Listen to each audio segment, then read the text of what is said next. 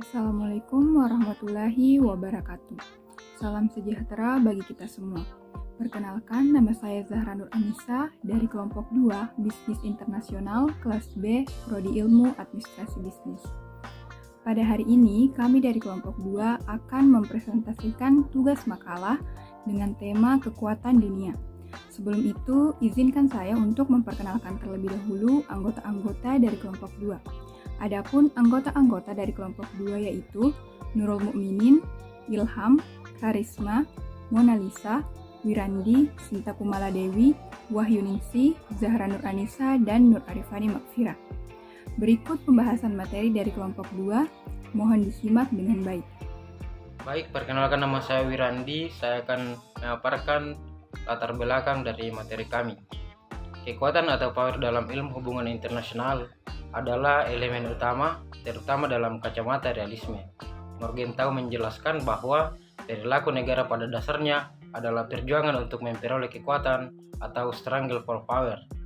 Keinginan untuk mencapai kekuatan inilah yang mendasari pola perilaku dan interaksi antara manusia, yang menurut Morgenthau bahwa tujuan kekuatan tadi bisa diterjemahkan ke dalam berbagai bentuk terminologi seperti agama, filosofi, ekonomi, dan kondisi sosial yang ideal.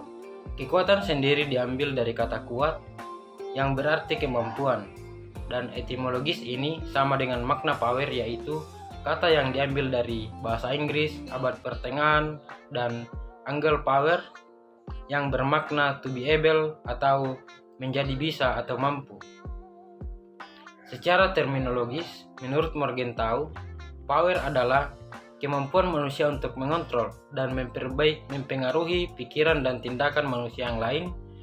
Penjelasan ini sejalan dengan pemikiran Ricard bahwa power adalah hubungan psikologi antara satu aktor dengan aktor yang lainnya dan kemudian mempengaruhi pola tindakannya. Kekuatan sendiri diambil dari kata kuat yang berarti kemampuan, dan etimologis ini sama dengan makna power, yaitu kata yang diambil dari bahasa Inggris abad pertengahan dan Anglo-Prancis yang bermakna to be able atau menjadi bisa atau mampu. Secara terminologis, menurut Morgenthau, power adalah kemampuan manusia untuk mengontrol dan mempengaruhi pikiran dan tindakan manusia yang lain. Penjelasan ini sejalan dengan pemikiran Ricard bahwa power adalah hubungan psikologi antara satu aktor dengan aktor yang lainnya dan kemudian mempengaruhi pola tindakannya. Frankel mengatakan bahwa kekuasaan yang tidak beraspek paksaan disebut pengaruh, dan menurut dia, pengaruh adalah juga merupakan power. Dalam sistem internasional di mana salah satu aktornya adalah negara, power menjadi hal yang sangat signifikan dalam keseluruhan proses pengaruh. Di dalam sebuah sistem internasional, negara-negara saling beruntung. Namun sistem itu sendiri tidak menyediakan jaminan perlindungan keamanan negara-negara tersebut, sehingga terjadi kecemasan terhadap kelanggengan posisi aman dan mapan. Belum lagi kemampuan yang minim dalam memprediksi apa yang akan terjadi pada sistem internasional di masa yang akan datang oleh negara-negara tersebut. Sehingga yang terjadi adalah tiap pemerintah negara-negara tersebut selalu memberikan usaha-usaha yang berkesinambungan untuk menanamkan pengaruhnya dalam politik internasional, dan usaha-usaha tersebut akan menjadi sia-sia jika negara tersebut tidak memiliki power yang cukup untuk menanamkan pengaruhnya di sistem politik internasional. Menurut J. W. Singer bahwa semua usaha mempengaruhi berorientasi ke masa depan, perilaku masa lampau dan masa kini. Artinya, pengaruh yang ada pada satu aktor internasional dapat terjadi karena adanya suatu kekuatan yang diperolehnya, dan dalam menerapkan pengaruh tersebut terhadap lawannya, pengaruh tersebut akan memberi dampak terhadap kejadian yang terjadi sekarang dan yang akan terjadi di masa depan. Sedangkan tujuan utama seorang aktor untuk mempengaruhi aktor yang lainnya adalah kepentingan. Dengan kata lain, bahwa seorang aktor memperjuangkan kekuatan atau power terkait korelasi dengan kepentingannya. Definisi kepentingan sendiri adalah seperangkat pemikiran atau rencana yang akan digapai dan akan memberi manfaat baik untuk rakyat maupun menjaga keberlangsungan keamanan kemapanan suatu negara. Baik, perkenalkan nama saya Monalisa. Saya adalah pemateri selanjutnya yang akan menjelaskan poin pertama dari materi kami, yaitu konsep kekuatan dunia. Dan diskusi kami mengambil 4 dari konsep kekuatan dunia, yaitu yang pertama, kekuatan sebagai tujuan. Di kalangan pemikiran realisme klasik, kekuatan adalah tujuan inherent umat manusia atau negara, pertumbuhan ekonomi, pertumbuhan militer, penyebaran budaya, dan lainnya bisa dianggap sebagai usaha menuju tujuan utama kekuatan internasional. Yang kedua adalah kekuatan sebagai pengaruh. Sejumlah ilmuwan politik menggunakan kata kekuatan dari segi kemampuan suatu aktor untuk membangun pengaruh terhadap aktor-aktor lain dalam sistem internasional. Pengaruh ini bisa bersifat koerasif, atraktif, kooperatif, atau kompetitif. Yang ketiga adalah kekuatan sebagai keamanan. Kekuatan juga dipakai untuk menjelaskan negara atau aktor yang meraih kemenangan militer atau keamanan bagi negara mereka dalam sistem internasional. Dan yang terakhir adalah kekuatan sebagai status. Jika suatu negara memiliki kekuatan atau sebagai pengaruh dalam lingkungan militer, diplomatik, budaya, dan ekonomi, negara tersebut bisa disebut kekuatan sebagai status. Baik, itu adalah konsep kekuatan dunia yang saya jelaskan secara singkat. Dan materi selanjutnya akan dibawakan oleh rekan saya. Sekian dari saya. Assalamualaikum warahmatullahi wabarakatuh. Perkenalkan, nama saya Wahyuningsi dengan NIM 20060750106, Prodi Ilmu Administrasi Bisnis kelas B. Saya akan membawakan materi yang kedua, yaitu tipe kekuatan dunia. Ada 2 tipe kekuatan dunia yang dikenal, yaitu hard power dan soft power. Yang pertama yaitu tipe hard power. Istilah hard power didefinisikan sebagai sebuah pendekatan koersif terhadap hubungan politik internasional. Satu itu melibatkan penggunaan kekuatan militer dan ekonomi untuk mempengaruhi atau mengendalikan perilaku atau kepentingan negara atau kelompok politik lain. Yang kedua yaitu tipe soft power. Soft power adalah istilah yang diperkenalkan oleh Joseph Nye sebagai seperti yang disebutkan sebelumnya. Istilah itu mewakili bentuk kekuatan yang lebih halus. Ini didefinisikan sebagai pendekatan persuasif terhadap hubungan politik internasional yang melibatkan penggunaan budaya, sejarah, dan pengaruh diplomatik suatu negara. Dijelaskan sebagai sebuah bentuk kekuatan yang memiliki kemampuan untuk menarik dan memilih daripada memaksa, menggunakan kekuatan atau menyediakan pembayaran sebagai cara persuasif. Baik, perkenalkan saya Karisma dengan NIM 2006075010022. Di sini saya akan melanjutkan materi selanjutnya, yaitu kategori kekuatan dalam hubungan internasional. Yang pertama, kekuatan super. Pada tahun 1944, Fox mendefinisikan kekuatan super sebagai kekuatan besar ditambah mobilitas kekuatan besar dan menetapkan 3 negara berkekuatan super, yaitu Imperium Britania, Uni Soviet, dan Amerika Serikat. Seiring berkurangnya pengaruh Imperium Britania dan pembubaran Uni Soviet, Amerika Serikat saat ini merupakan satu-satunya negara yang dianggap sebagai kekuatan super. Cina, Rusia, dan Uni Eropa adalah kekuatan super potensial. Yang kedua, kekuatan besar. Secara historis, istilah kekuatan besar mengacu pada negara maupun yang memiliki pengaruh politik, budaya, dan ekonomi kuat terhadap negara lain di sekitarnya dan seluruh dunia. Cina, Prancis, Jerman, Jepang, Rusia, dan Britania Raya sering dianggap kekuatan besar masa kini. Yang ketiga, kekuatan regional. istilah untuk menyebut negara yang memiliki pengaruh dan kekuasaan terhadap suatu wilayah. Menjadi kekuatan regional tidak sama eksklusifnya seperti kategori lain. Banyak negara yang dianggap sebagai kekuatan regional, termasuk Australia, Brasil, Kanada, India, Italia, Meksiko, Polandia, Korea Selatan, Spanyol, dan Venezuela. Dan yang terakhir, kekuatan menengah.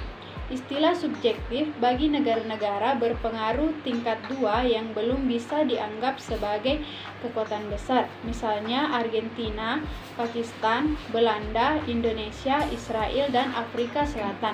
Baik, demikian materi dari saya serahkan kepada pemateri selanjutnya. Perkenalkan, nama saya Sinta Komala Dewi. Saya akan melanjutkan materi kekuatan Eropa modern. Sejak abad ke-15 sampai awal abad ke-18, 5 kekuatan besar di Eropa adalah Inggris, Prancis, Portugal, Spanyol, dan Kesultanan Utsmania. Pada abad ke-17 dan 18, monarki Habsburg dan Republik Belanda dimasukkan ke kelompok tersebut, sedangkan kekuatan dan pengaruh Portugal, Spanyol, dan Utsmania semakin berkurang. Pada tahun 1707, Britania Raya atau dibentuk melalui penyatuan kerajaan Inggris dan Skotlandia, menggantikan Inggris dan menjadi lebih kuat pada abad ke-18. Britania Raya sejajar dengan kekuatan-kekuatan Eropa lainnya, terutama Perancis dalam hal kepemilikan teritori di luar Eropa seperti Amerika Utara dan India. Pada paruh akhir abad ke-18, Rusia dan Prusia ikut naik statusnya. Pada era modern awal, beberapa negara lain seperti Swedia, Kerajaan Dua Sisilia, negara-negara kepausan Denmark, Norwegia, Persemakmuran Polandia, Lituania, dan Bayern diakui memiliki dampak penting terhadap keseimbangan kekuatan Eropa. Sejak akhir abad ke-18 dan sepanjang abad ke-19, ada definisi informasi yang menetapkan 5 kekuatan besar Eropa, yaitu Prancis, Britania Raya, Rusia, Amerika atau kelak bernama Austro-Hongaria, dan Kerajaan Prusia atau kelak bernama Kekaisaran Jerman. Sejak akhir abad ke-19, Italia masuk di dalam kelompok ini. 2 kekuatan non-Eropa, Jepang dan Amerika Serikat, mampu mendapatkan status kekuatan besar pada awal abad ke-20. Assalamualaikum warahmatullahi wabarakatuh.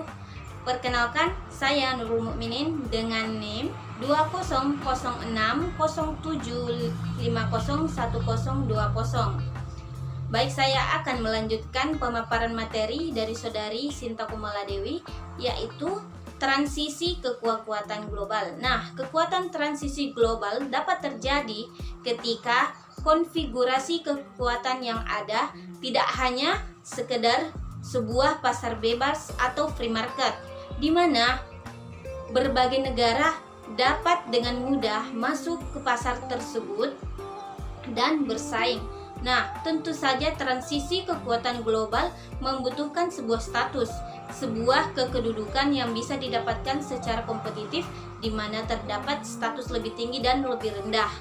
Dengan demikian, bisa didapatkan suatu kekuatan yang memang berjuang lebih untuk mendapatkannya. Meskipun demikian, patut untuk kita sadari bahwa menjadi lebih saja tidak cukup. Status kekuatan global merupakan suatu konstruksi status yang diberikan yang tidak hanya untuk sekedar menjadi yang lebih baik dan yang lebih besar daripada negara yang lainnya, tapi juga memenuhi berbagai kriteria yang menjadikannya layak untuk disebut sebagai kekuatan global. Di samping berjaya di dalam segala aspek, kekuatan tersebut juga harus mampu untuk tidak hanya mempengaruhi kekuatan-kekuatan lain dan negara-negara lain untuk takluk kepada keinginannya dan membuat negara-negara lain tergantung padanya. Terlebih lagi, status kekuatan global memiliki biaya yang luar biasa mahalnya, dan belum tentu suatu negara mau memenuhi biaya dan pengorbanan yang dibutuhkan, meskipun negara tersebut memiliki kemampuan yang cukup dan syarat tersebut akan membuat negara tersebut berdiri lebih tinggi daripada negara yang lainnya. Mungkin cukup sekian materi yang saya sampaikan. Sekian dan terima kasih. Wassalamualaikum warahmatullahi wabarakatuh. Assalamualaikum warahmatullahi wabarakatuh. Saya akan melanjutkan pembahasan kelompok kami mengenai eksistensi Amerika Serikat sebagai kekuatan dunia dalam segala aspek bidang. Tidak dapat dipungkiri bahwa Amerika Serikat merupakan negara superpower atau dapat disebut sebagai negara adidaya hingga saat ini.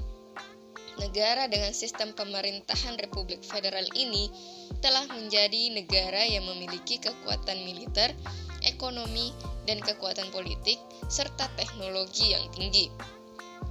Untuk mengukur kekuatan tersebut, dapat digambarkan dalam beberapa aspek yang mempengaruhi kekuatan Amerika Serikat. Di antaranya yaitu aspek ekonomi, aspek militer, dan aspek politik. Yang pertama, aspek ekonomi. Pasca Perang Dunia Kedua, tidak dapat dipungkiri bahwa Amerika Serikat berdiri sebagai pemimpin dunia yang hampir tidak dapat tersaingi. Dalam kondisi tersebutlah, Amerika Serikat kemudian diuntungkan dan dapat dengan mudah mengambil pimpinan dalam menentukan institusi dan peraturan-peraturan baru yang mendasari perekonomian dunia. Yang kedua yaitu aspek militer. Tidak dapat dipungkiri bahwa pasca Perang Dingin dan setelah runtuhnya Uni Soviet sebagai rival terberat Amerika Serikat hingga saat ini masih memegang posisi sebagai negara dengan kekuatan militer terbesar di dunia. Hal ini dapat dibuktikan dengan posisi Amerika Serikat yang tetap menjadi pembelanja militer terbesar. Yang ketiga yaitu aspek politik. Pasca berakhirnya Perang Dingin yang ditandai dengan runtuhnya Uni Soviet, Amerika Serikat menjadi satu-satunya negara superpower dunia yang tersisa. Hal ini tentu membuat Amerika Serikat mempunyai peran dominan dalam percaturan politik internasional. Berbicara soal politik, Amerika Serikat sejak tahun 1940-an hingga kini dibentuk oleh dua tradisi politik, yaitu realisme politik dan idealisme politik. Sekian dari saya, terima kasih. Baik, saya akan sedikit memaparkan kesimpulan dari apa yang teman-teman sebelumnya paparkan dari materi yang tadi, bahwa kekuatan atau power dalam ilmu hubungan internasional adalah elemen utama, terutama dalam kacamata realisme. Bahkan Morgenthau pernah menjelaskan bahwa perilaku negara pada dasarnya adalah perjuangan untuk memperoleh kekuatan atau struggle for power. Kekuatan besar adalah bangsa atau negara yang melalui kekuatan ekonomi, politik, dan militernya yang hebat, mampu mengarahkan kekuasaan dan pengaruh tidak hanya atas wilayah sendiri di dunia, tapi di luar wilayah yang lain. Mungkin itu, sekian dari saya akhiri. Wassalamualaikum warahmatullahi wabarakatuh. Itulah tadi pembahasan materi dari kelompok 2 dengan tema kekuatan dunia. Mohon maaf bila ada kesalahan. Ada jendela berjumlah 5, walau tak bersua, semoga materi dapat diterima. Sekian dan terima kasih. Wassalamualaikum warahmatullahi wabarakatuh.